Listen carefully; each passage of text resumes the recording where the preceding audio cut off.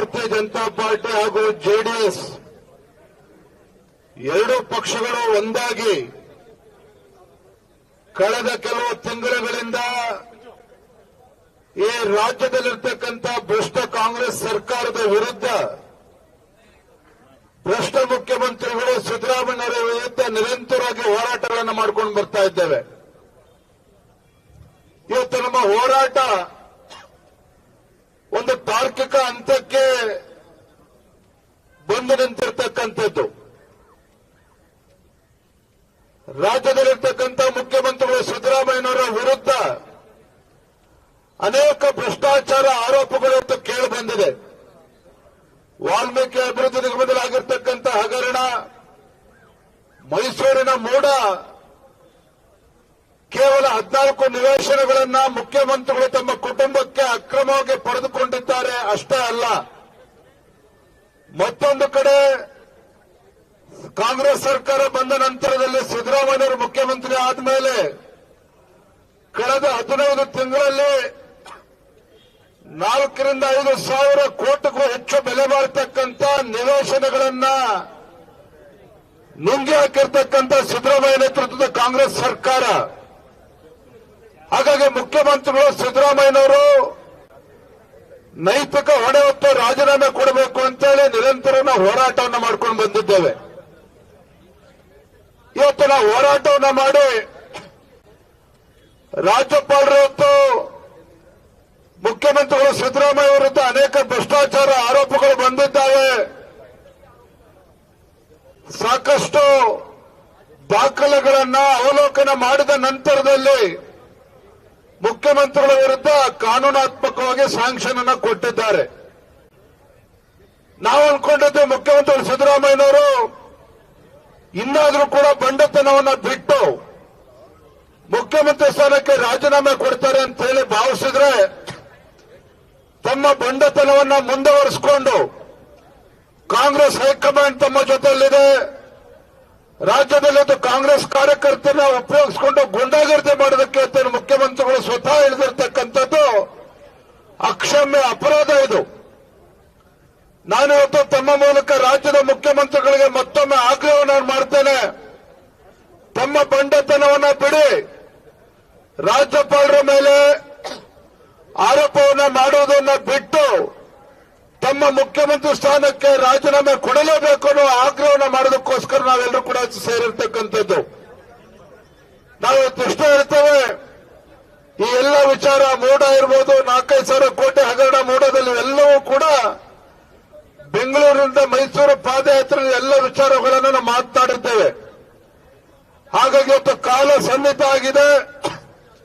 ನಾನು ಯಾವತ್ತೂ ಕೂಡ ಹೇಳ್ತಾ ಇದ್ದೆ, ಕಾಂಗ್ರೆಸ್ ಸರ್ಕಾರ ಅಂತ ಹೇಳಿದ್ರೆ ಭ್ರಷ್ಟರಿಂದ ಭ್ರಷ್ಟರಿಗಾಗಿ ಭ್ರಷ್ಟರಿಗೋಸ್ಕರ ಇರ್ತಕ್ಕಂಥ ಕಾಂಗ್ರೆಸ್ ಸರ್ಕಾರ. ಇಂಥ ಭ್ರಷ್ಟ ಕಾಂಗ್ರೆಸ್ ಸರ್ಕಾರದ ನೇತೃತ್ವವನ್ನು ವಹಿಸಿರ್ತಕ್ಕಂಥ ಭ್ರಷ್ಟ ಮುಖ್ಯಮಂತ್ರಿಗಳು ಸಿದ್ದರಾಮಯ್ಯನವರು ಈಗಾದರೂ ಅರ್ಥ ಮಾಡಿಕೊಂಡು ತಮ್ಮ ಹೈಕಮಾಂಡ್ ತಮ್ಮನ್ನ ಕಾಪಾಡುತ್ತೆ ಎನ್ನುವ ಭ್ರಮೆಯಿಂದ ಹೊರಗೆ ಬಂದು ತಮ್ಮ ಜೊತೆಯಲ್ಲಿರ್ತಕ್ಕಂಥ ಸಚಿವರು ಶಾಸಕರು ನಿಮ್ಮ ಬೆಂಬಲಕ್ಕೆ ನಿಲ್ತಾರೆ ಅನ್ನುವ ಭ್ರಮೆಯಿಂದ ಹೊರಗೆ ಬಂದು ಮುಖ್ಯಮಂತ್ರಿ ಸ್ಥಾನಕ್ಕೆ ರಾಜೀನಾಮೆ ಕೊಟ್ಟು ಕಾನೂನಾತ್ಮಕವಾಗಿ ಹೋರಾಟ ಮಾಡಿ ನಮ್ದೇನು ಅಭ್ಯಂತರ ಇಲ್ಲ. ಅದನ್ನು ಬಿಟ್ಟು ಇವತ್ತು ರಾಜ್ಯದಲ್ಲಿ ಇವತ್ತೇನು ದಬ್ಬಾಳಿಕೆ ಮಾಡ್ತಕ್ಕಂಥ ಕೆಲಸ ಮಾಡ್ತಾ ಇದ್ದಾರೆ. ಕಾಂಗ್ರೆಸ್ ಕಾರ್ಯಕರ್ತರ ಉಪಯೋಗಿಸಿಕೊಂಡು ಪುಂಡಗಾರಿಕೆಯನ್ನು ಪುಂಡಾಟ ನಡೆಸಿಕೊಳ್ತಿದ್ರೆ ಇದು ಯಾವುದೇ ಕಾರಣಕ್ಕೂ ಒಪ್ತಕ್ಕಂಥ ಪ್ರಶ್ನೆ ಇಲ್ಲ.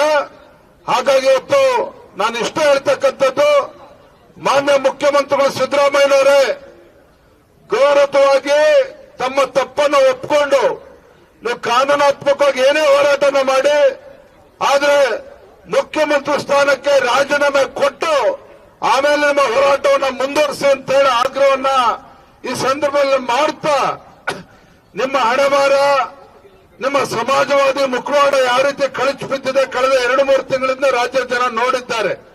ಹಾಗಾಗಿ ರಾಜೀನಾಮೆ ಕೊಡಿ, ಮನೆಗೆ ತೊಲಗಿ, ಮುಖ್ಯಮಂತ್ರಿ ಸ್ಥಾನಕ್ಕೆ ರಾಜೀನಾಮೆ ಕೊಡಿ ಅಂತೇಳಿ ಮತ್ತೊಮ್ಮೆ ಆಗ್ರಹವನ್ನ ಮಾಡ್ತಾ ಈಗ ತಮ್ಮೆಲ್ಲರನ್ನ ಉದ್ದೇಶಿಸಿ ವಿರೋಧ ಪಕ್ಷದ ನಾಯಕರಾಗಿರ್ತಕ್ಕಂಥ ಸನ್ಮಾನ್ಯ ಆರ್ ಅಶೋಕ್ ಅವರು ಮಾತನಾಡ್ತಾರೆ. ಭ್ರಷ್ಟ ಸಮಾಜವಾದಿ ಮಜಾವಾದಿ ಸಿದ್ದರಾಮಯ್ಯ ಅವರಿಗೆ,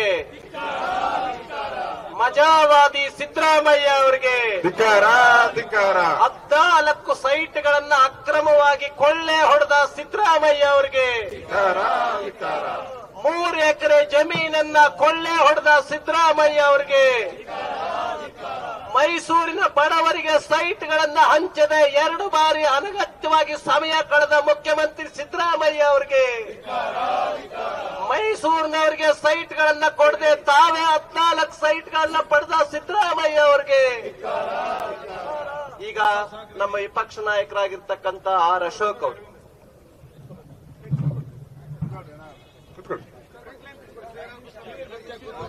ಮಾತಾಡಿ. ರವಿ, ಆತ್ಮೀಯ ಮಾಧ್ಯಮದ ಸ್ನೇಹಿತರೆ, ಈಗ ತಾನೇ ನಮ್ಮ ರಾಜ್ಯದ ಅಧ್ಯಕ್ಷರಾದಂಥ ವಿಜಯೇಂದ್ರ ಅವರು, ನನ್ನೆಲ್ಲ ಆತ್ಮೀಯ ಮತ್ತು ಜೆಡಿಎಸ್ ಮತ್ತು ಬಿಜೆಪಿಯ ಹಿರಿಯ ಮುಖಂಡರೆಲ್ಲರೂ ಕೂಡ ಮಾತಾಡಿದ್ದಾರೆ. ಇವತ್ತು ರಾಜ್ಯದ ಜನ ನಿರೀಕ್ಷೆ ಮಾಡ್ತಾ ಇರತಕ್ಕಂಥದ್ದು, ಕರ್ನಾಟಕದಲ್ಲಿ ಒಂದು ಭ್ರಷ್ಟ ಹಗರಣ ನಡೆದಿದೆ. ಸುಮಾರು 2 ರಿಂದ 3 ಸಾವಿರ ಕೋಟಿ ಮೂಢ ಹಗರಣದಲ್ಲಿ ಲೂಟಿಯಾಗಿದೆ. ವಾಲ್ಮೀಕಿ ಹಗರಣದಲ್ಲಿ 4 ರಿಂದ 5 ಸಾವಿರ ಕೋಟಿ, ಮೂಢ ಹಗರಣದಲ್ಲಿ 187 ಕೋಟಿ ಸರ್ಕಾರದ ಖಜಾನೆಯಿಂದ ನೇರವಾಗಿ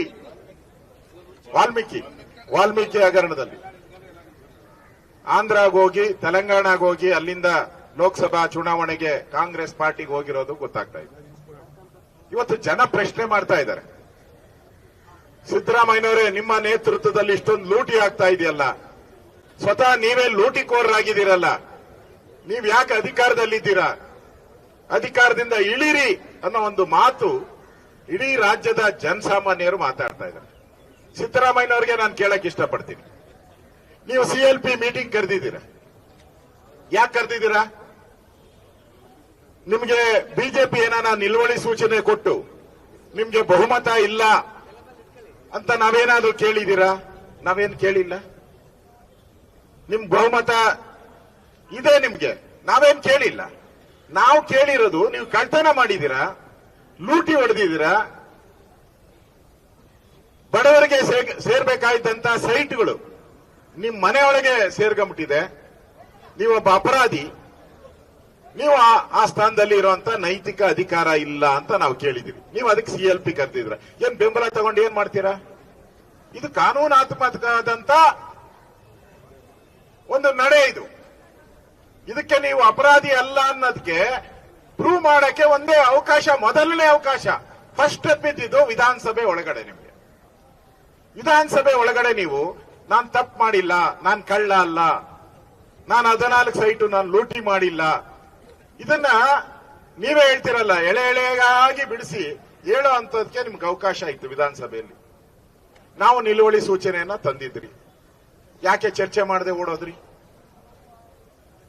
ನೀವು ತಪ್ಪಿಲ್ಲ ಅಂದಿದ್ರೆ, ನೀವು ಧೈರ್ಯವಂತರಾಗಿದ್ರೆ, ನಿಜವಾಗೂ ಲೂಟಿ ಆಗಿಲ್ಲ, ನಾನು ಸ್ವಚ್ಛ ಅಂತಿರಲ್ಲ, ಆ ಸ್ವಚ್ಛನ ಸ್ವಲ್ಪ ವಿಧಾನಸಭೆಯಲ್ಲಿ ಹೇಳ್ಬಿಟ್ಟಿದ್ರೆ, ಅಲ್ಲಿ 224 MLAಗಳಿದ್ರು, ಅಲ್ಲಿ ಮಾಧ್ಯಮದವರಿದ್ರು, ಅಧಿಕಾರಿಗಳಿದ್ರು, ಅವರೆಲ್ಲರ ಮುಂದೆ ನೀವು ಹೇಳಿದ್ರೆ, ನೀವು ಸತ್ಯ ಇದ್ದಿದ್ರೆ ಜನ ಒಪ್ತಾ ಇದ್ರು. ನೀವು ಹೇಳಲಿಲ್ಲ, ಅಲ್ಲಿ ಓಡಬಿಟ್ರಿ ಅಲ್ಲಿಂದ. ಈಗ ನಾವು ಪಾದಯಾತ್ರೆ ಮಾಡಿದ್ರಿ, ಒಂದು ವಿರೋಧ ಪಕ್ಷವಾಗಿ ನಮ್ಮ ಕರ್ತವ್ಯ, ಅವರ ಡ್ಯೂಟಿ. ಜನ ನಮ್ಮನ್ನ ಆಯ್ಕೆ ಮಾಡಿರೋದು, ನೀವು ವಿರೋಧ ಪಕ್ಷವಾಗಿ ಸರ್ಕಾರ ಏನೇನ್ ಕಳ್ತನ ಮಾಡ್ತಾ ಇದೆಯೋ ಅದನ್ನ ಹೇಳ್ಬೇಕು ಅಂತ ಜನ ನಮ್ಮ ಆಯ್ಕೆ ಮಾಡಿದ್ದಾರೆ. ನಾವು ಪಾದಯಾತ್ರೆ ಮಾಡಿದ್ರಿ, ವಿರುದ್ಧವಾದಂತ ಹೋರಾಟ ಮಾಡಿದ್ರಿ. ಆದ್ರೆ ನೀವು ಸರ್ಕಾರದ ಅಧಿಕಾರವನ್ನು ಉಪಯೋಗ ಮಾಡಿಕೊಂಡು, ಸರ್ಕಾರದ ಫೆಸಿಲಿಟಿಯನ್ನು ಉಪಯೋಗ ಮಾಡಿಕೊಂಡು, ನೀವು ನಮಗಿಂತ ಮುಂಚೆ ಹೋಗಿ ಎಲ್ಲಾ ಕಡೆ ಸಮಾವೇಶಗಳು ಮಾಡಿದ್ರಲ್ಲ, ಇದೇ ನಿನ್ ಸರ್ಕಾರ ಅಂತ ಹೇಳ್ತಾರ. ಇವತ್ತು ನೀವು ಪ್ರತಿಭಟನೆಗೆ ಕರೆ ಕೊಟ್ಟಿದ್ದೀರಾ. ಯಾರು? DK ಶಿವಕುಮಾರ್ ಅವರು. ಅವರೇನು ಉಪಮುಖ್ಯಮಂತ್ರಿ, ಅವರು ಉಪಮುಖ್ಯಮಂತ್ರಿ. ಒಬ್ಬ ಉಪಮುಖ್ಯಮಂತ್ರಿ ಕಾನೂನಾತ್ಮಕವಾಗಿ ನಾನು ಹೇಳೋದು, ಸರ್ಕಾರ ನಡೆಸಬೇಕಾದ್ರೆ ಕಾನೂನು ಸುವ್ಯವಸ್ಥೆಯನ್ನ ಕಾಪಾಡೋದು ಸರ್ಕಾರದ ಕರ್ತವ್ಯ. ಇದು ನೀವೇ ಪ್ರತಿಭಟನೆ, ಟೈರ್ ಸುಡ್ರಿ, ಹೋರಾಟ ಮಾಡ್ರಿ, ಕಲ್ಲು ಹೊಡೀರಿ. ಅದು ಕಲ್ಲು ಅಂದ್ರೆ ಯಾರೋ ಬಿಜೆಪಿ ನೀವೇ ಓಡಿಸೋದು. ಬಿಜೆಪಿ ಯಾಕೆ ಬಂದು ಓಡಿಸ್ತಾರೆ? ನಾವ್ ಇಲ್ಲಿ ಧರಣಿ ಮಾಡ್ತಾ ಇದ್ರಿ ಗಾಂಧಿ ಸ್ಟ್ಯಾಚ್ಯೂ ಹತ್ರ, ಶಾಂತಿಯುತವಾಗಿ ಮಾಡ್ತಾ ಇದ್ರಿ. ಅಂದ್ರೆ ಕಾನೂನು ಸುವ್ಯವಸ್ಥೆಯನ್ನ ಇವತ್ತು ಹಾಳು ಮಾಡ್ತಾ ಇರುವಂತ ಪಾರ್ಟಿ ಮತ್ತು ಸರ್ಕಾರ ಅಂದ್ರೆ ಅದು ಕಾಂಗ್ರೆಸ್ ಅವರು. ಕರ್ನಾಟಕದಲ್ಲಿ ಕಾನೂನು ಸುವ್ಯವಸ್ಥೆ ಹಾಳಾದ್ರೆ ಅದಕ್ಕೆ ನೇರವಾಗಿ ನೀವೇ ಕಾರಣ ಆಗ್ತೈತೆ. ನಾನು ರಾಜ್ಯಪಾಲರಿಗೆ, ಗೌರವಾನ್ವಿತ ರಾಜ್ಯಪಾಲರಿಗೆ ವಿನಂತಿ ಮಾಡ್ತೀನಿ, ರಾಜ್ಯಪಾಲರ ಆಡಳಿತವನ್ನ ಹಾಕಿ. ಇಲ್ಲ ಅಂದ್ರೆ ಇವರೇ ಕರೆ ಕೊಡ್ತಾ ಇದ್ದಾರೆ ಯಾರು ಕಾನೂನನ್ನ ರಕ್ಷಣೆ ಮಾಡಬೇಕು, ಯಾವ ಪೊಲೀಸ್ ಸರ್ಕಾರದ ಅಡಿಯಲ್ಲಿ ಕೆಲಸ ಮಾಡಬೇಕು, ಅದೇ ಪೊಲೀಸರಿಗೆ ನೀವು ಹೇಳ್ತಾ ಇದ್ದೀರಾ ನೀವು ಧರಣಿ ಮಾಡಿ, ಜನ ಧರಣಿ ಮಾಡ್ತಾರೆ, ನೀವು ಸಹಕಾರ ಮಾಡಿ ಅಂತ ಹೇಳಿದ್ರೆ ಪೊಲೀಸರು ಕೈ ಕಟ್ಟಾಗಿಲ್ವಾ? ಕಾನೂನನ್ನ ನಿಮ್ ಕೈ ತಗೊಂಡಿದ್ದೀರಾ? ರಾಷ್ಟ್ರಪತಿ ಆಡಳಿತ ಇದರಿಂದನೇ ಜಾರಿಗೆ ಬರಬೇಕು. ನೀವು ಇಲ್ಲ ಅಂತ ಹೇಳಿದ್ರೆ ಇವತ್ತು ಪೊಲೀಸರು ಒಂದು ಕೈ ಕಟ್ಟಾಕಿ ನೀವು ಇವತ್ತು ಆಡಳಿತ ಮಾಡ್ತಾ ಇದ್ದೀರಾ. ಇವತ್ತು ನೀವೇನ್ ಕರೆ ಕೊಟ್ಟಿದ್ದೀರಾ, ಇದು ನ್ಯಾಯಯುತನಾ?